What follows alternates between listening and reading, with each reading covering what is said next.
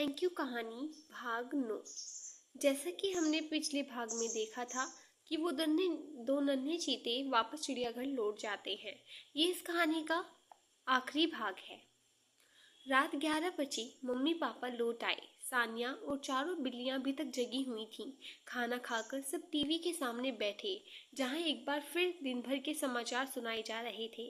शहर की खबरों में नया यह जुड़ गया था, अदृश्य हुए चीते शावक अचानक अपने पिंजरे के पास प्रकट हो गए। रखवाला रोहन उस समय वहीं था। माता पिता और बच्चों का मिलन तथा सबका साथ साथ भोजन करना बार बार स्क्रीन पर दिखाया जा रहा था।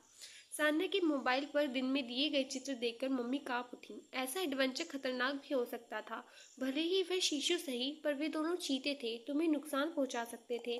ओ मम्मा, तुम बेकार डरती हो, सान्या लाड़ से भरकर बोली। वे सचमुच बहुत प्यारे थे। उन्होंने जाते समय मुझसे थैंक यू भी कहा। सच? माँ आश्चर्य से भर उठी। सान्या ने सिर हिलाया। कुछ देर बाद मियाओ की एक आवाज सुनाई दी। चारों नन्ही बिल्लियों की माँ उनके पास आई थी और उन्हें सोने के लिए चलने को कह रही थी। चारों जम्हाई लेती हुई उठी और अपने कुशन वाले बिछोने पर जाकर माँ से लिपटकर सो गई। सान्या भी नींद में भरी आंखें लिए हुए उठी और माँ के गले में बाहें डाल उनसे चिपककर सो गई। उधर दूर चिड़ियाघर में दोनों छोटे शावक अपनी माँ की सुखद गरमाई का सुख लूटते हुए उससे सटे सो रहे थे। दिन भर की घटनाएं उनके दिमाग में थीं। नींद में भी दोहरा रहे थे, थैंक यू।